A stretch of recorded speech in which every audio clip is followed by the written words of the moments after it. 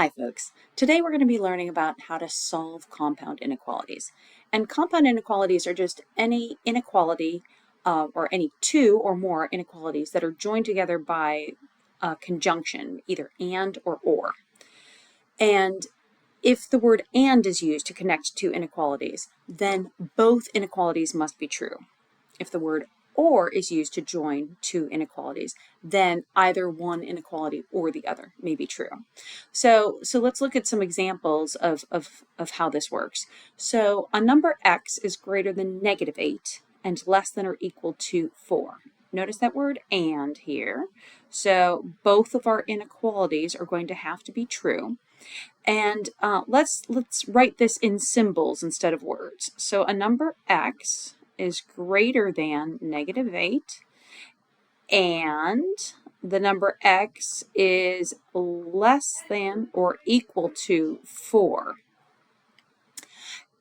Now, you can write this as two separate inequalities, as I've shown here, but when you have an and statement, it is also possible to connect the two inequalities together in a single large three-part inequality. And to do this, I like to start with the smallest number furthest to the left down the number line. -8 is less than x. Notice that that's the same statement that I wrote here, just flipped around. That here the alligator is eating the number x. X is the bigger quantity compared to -8, and the same thing over here. X is the bigger quantity. The alligator is eating the x on this side as well. So I've just written it in the opposite order. And now, keeping my x where it is, I write my less than or equal to sign and then write the number 4. So this three-part inequality captures both of these individual inequalities in one statement. So how do you go about graphing an inequality, a compound inequality? Well, if we look at x is greater than -8, that means I'm starting here at -8, and I'm going to use an open circle because x can't be -8. That wouldn't satisfy the inequality. But it can be any number that's just a little bit bigger than -8. So let's see, I'll do this one in red. And this goes out this way because x is greater than -8. And now for this other example, I'm going to do this one in blue. And x is less than or equal to 4. So I'm going to color in the number 4, and I'm going to go less than or equal to that. Now, remember, for both of these inequalities to be satisfied, they both have to be true. And so what I am going to need to do is think about the place on the number line where both statements are true, which is this place where the red and the blue overlap. So the only real solution to this compound inequality is this region, up to but not including the -8, and up to and including the 4. That captures both inequalities where both inequalities are true. Not this red bit over here, not this red bit over here because the blue inequality isn't true, and not this blue bit over here because the red inequality isn't true. So this is how you can graph a compound inequality, by graphing the individual inequalities, and then in the case of an and compound inequality, finding where the two regions overlap. Let's look at an example that is an or inequality, an or compound inequality. So a number y is at most 0 or at least 3/2.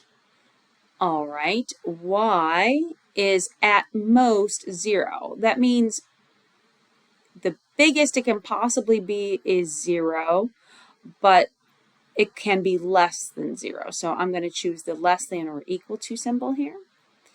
And y is at least 3 halves. So y is greater than or equal to 3 halves. And these are connected by the or statement. So y is less than or equal to 0, y is greater than or equal to 3 halves. I'm going to graph the first inequality in red. So if I look at y is less than or equal to 0, here's my 0. I'm going to color that in because my solution set includes that 0. It can be equal to 0. And then I'm going to extend my arrow down this way because y is going to be less than or equal to 0. And then I'll graph my, the other portion of the compound inequality. Y is greater than or equal to 3 halves. Well, 3 halves is like 1 1/2. It's right here. And I am going to color that in. I'm going to go ahead and label that as 1 1/2, or as 3 halves. And this time, y is greater than or equal to 3 halves. So, I'm going to put this in here on the number line, shade that in out this direction to the right. So, for this example, remember this is an or inequality. That means one statement or the other can be true. So really, most real numbers satisfy this compound inequality because most real numbers are either less than or equal to 0 or greater than or equal to 1 1/2. The only part of the number line that is not a solution are a few numbers here between 0 and 1 1/2 would not be a solution to this inequality. So let's look at another example. This time let's look at something that is requires some algebra to solve the inequality. How do you approach a compound inequality when it's not pre-solved for you? Really, all you do is just treat the compound inequality as though it's two separate inequalities. So if you're given a problem like question C here, 3y minus 5 is less than -8, or 2y minus 1 is greater than 5, I'm just going to treat this like two totally separate inequalities and solve each of them, and then I can graph the solution if needed. So in this case, 3y minus 5 is less than -8. I want to get y all by itself on one side of the equation. I'm going to go through PEMDAS in reverse order to solve for y, which means I'm going to focus on addition subtraction first. So to get rid of this 5, I'm going to add 5 to both sides of the equation, and I'll get that 3y is less than -3. And then to actually get y by itself, next 3 is being multiplied by y is being multiplied by 3. So to get rid of the 3, I need to do the opposite. I need to divide it away, and then I have y is less than -1. So if I want to graph that on my number line, y is less than -1, not less than or equal to, so I'm going to leave that as an open circle. And this is my solution for y. For this portion, and let's look at the other portion, 2y minus 1 is greater than 5. So I'm going to add 1 to both sides of the equation. I get that 2y is greater than 6. Divide both sides by 2, and I get that y is greater than 3. Y is greater than 3, so I do not include the 3 in my solution, but I do extend out here to all the numbers that are bigger than 3. Because this is an or in a compound inequality, I'm not looking where the regions overlapped. Either one or the other can be true, and so this is the correct graph to represent this compound inequality. If we look at this next example, letter D, we see that this is a 3-part inequality. we sometimes see this notation when you have an and inequality. When you're given one of these inequalities, you can do it one of two ways. Either you can separate them out and do two totally separate inequalities and solve them separately, or you can solve it as a three-part inequality. Whatever you do to one side of the inequality, you do to, I can't say one side, whatever you do to one part of the inequality, you do it to all three parts as well. So let's look at how to approach this from that direction. Here, the goal is to get x all by itself. So to get x all by itself, going in reverse PEMDAS order, looking at addition, subtraction, I'm going to subtract 1. But I'm not just subtracting 1 from two sides of the inequality, I'm subtracting it from three parts of the inequality. -3 minus 1 is -4. Here, +1 and -1 just equals 0, so it's like adding 0, which just kind of disappears. So I'm left with my -2x, and then 9 minus 1 is 8. Next step. The next thing I'd like to do is divide all parts of my inequality by -2. But remember, with inequalities, if you multiply or divide by a negative number, you must flip the signs, the inequality signs. So if I am going to divide by -2, divide by -2, divide by -2, I must right away flip those inequality signs because of that division or multiplication by that -2. I tell my students that you're not allowed to tell me that you're dividing by -2 unless you say in the same breath and flipping the inequality sign. Okay, so -4 divided by -2 is +2.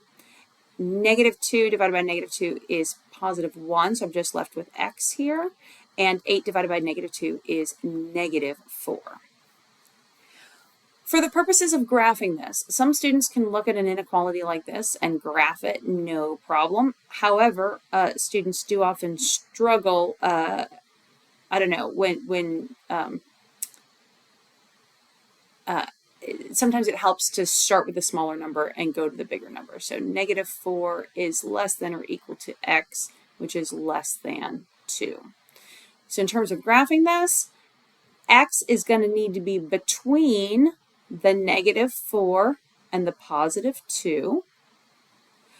And in the terms of the -4 is included in the compound inequality, but the 2 is not.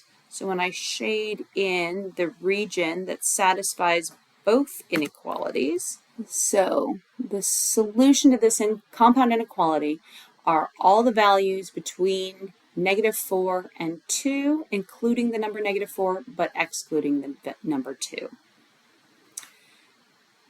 If you are trying to be cautious about multiplying and dividing both sides of an inequality by a negative number, then another way you can approach a compound inequality like this is separating it into two separate inequalities. So you can have -3 is less than -2x plus 1, and -2x plus 1 is less than or equal to 9. Notice I took that center expression and I ended up writing it twice as I wrote my two separate inequalities. When I'm doing problems this way, my goal is to make sure I have a positive coefficient for my x, my variable. So I'm going to add 2x to both sides of the equation, just so that I don't have a negative value over here. Instead, I'll have a positive x value on the left side. So that gives me 2x minus 3 is less than 1. And then I add 3 to both sides of the equation, or inequality, and then I have 2x is less than 4. and I have now need to divide both sides of the inequality by 2, and I get x is less than 2. Well, that's what we said before, that x was going to be less than 2. Doing the other half of the inequality, again, my goal is to make sure I have a positive coefficient in front of the x. So I'm going to add 2x to both sides of the inequality. And that leaves me with 1 is less than or equal to 9 plus 2x. I'm now going to subtract 9 from both sides of the inequality. And I have that negative 8 is less than or equal to 2x. And now I'll just divide both sides by 2, and I get that negative 4 is less than or equal to x. If it helps to flip this around to have the x in front, I see that x is greater than or equal to negative 4, and this is what we wrote before. Here's my negative 4, and x can be greater than that value.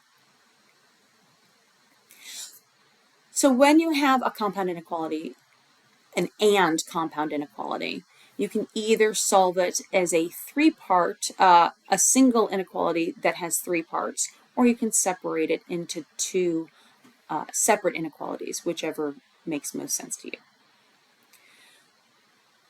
Let's work on a real-world example now. A European phone manual says my phone may not work outside its optimal temperature range, which is between 0 and 35 degrees Celsius, inclusive. But I don't think in Celsius, I think in Fahrenheit. So if Celsius can be calculated by doing 5/9 of the quantity Fahrenheit minus 32, what's the optimal temperature range in Fahrenheit? Okay, so I know that I want to set up my inequality as 0 is less than or equal to, because it's including those numbers, right? 0 is my lowest temperature, and 35 is my highest temperature. And this is written in degrees Celsius, so I can just write down here that I've got 5/9 of Fahrenheit minus 32. So this is going to let me solve for the temperatures in degrees Fahrenheit where I'm allowed to use my phone. Notice I set this up as an and inequality because I need the temperature to be greater than or equal to 0, and I need it to be less than or equal to 35. So I've set this up as an and inequality. All right. So now I'm going to approach this. Typically, I tell my students to simplify any expressions before trying to solve for f, or the variable. Make any expression simpler. In this particular case, so normally I would do the distributive property here. I would multiply 5/9 times f and 5/9 times 32. However, 5/9 is such an awkward fraction. 32 is not divisible by 9. I'm going to end up with, a weird fraction here, and I don't want to deal with that. So instead, what I'd like to do with all parts of this inequality is to get rid of the 5/9. I can get rid of the 5/9 by dividing all parts of the inequality by 5/9. Of course, when you divide by a fraction, when you divide by 5/9, what you're actually doing is multiplying by 9/5. When you divide by a fraction, you multiply by the reciprocal. So that's really what I'm going to do here. I'm going to multiply all 3 parts of the inequality by 9/5. So multiply by 9/5, multiply by 9/5, multiply by 9/5. And 0 times 9/5 is just 0, because 0 times anything is 0. Here, the reason I chose this 9/5 is because if I do 5 divided by 9 times 9 divided by 5, well, I multiplied and divided by the 9, so that just equals 1. And I multiplied and I divided by the 5. So that just equals 1. So basically, what I have left here in the center portion of this inequality is 1 times f minus 32. So I just have f minus 32. And then on the right-hand side, 35 divided by 5 is 7 times 9 is 63. So I'm just going to plug that down there. And I just have one step left to solve for f. I'm going to add 32 to all portions of my compound inequality, and I'll get that 32 is less than or equal to f is less than or equal to 95. Of course, it's always a good idea to check to make sure your answer makes sense. And this is saying, hey, my temperature of my phone for proper operating conditions should be greater than freezing and less than 95, or greater than or equal to freezing and less than or equal to 95 Fahrenheit, which seems pretty reasonable. And certainly, if you've left a phone in the hot sun or a hot car or something like that, you may find that it does not operate well when it is at those extreme temperatures. Before we finish here, I want to just discuss a few special cases.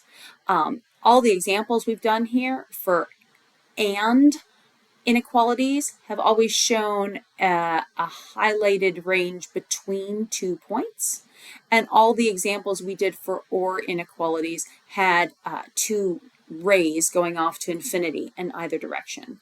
However, special cases do exist where you don't get answers that look like one of those 2 scenarios. For one example, you can get a no solutions answer. For instance, if I say that x must be greater than 2, x must be greater than 2, and y must be less than -1, y must be less than -1.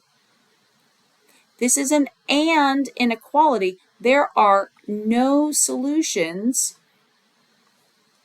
There are no numbers that are both bigger than 2 and less than -1. So it is possible to have a no solutions case. You can also have a case where the solution set is all real numbers. For instance, if I say x must be greater than -1, sorry, open circle there, x must be greater than -1, or x must be less than 2, remember, either one of those statements can be true. So if either one or the other can be true, we actually have the set of all real numbers here, the full number line makes either one or the other of those inequality statements true. It's also possible to have a solution that just extends in one direction. For instance, if you have the inequality x is greater than 2, x is greater than 2, and x is greater than -1, x is greater than -1, then the solution set here is the region. This is an and inequality, so we have to choose the zone where both inequalities overlap. They both overlap right here. So it is possible to have a compound inequality that only extends in one direction. It doesn't extend in both directions. So you do need to be aware of those special cases. I hope this helped.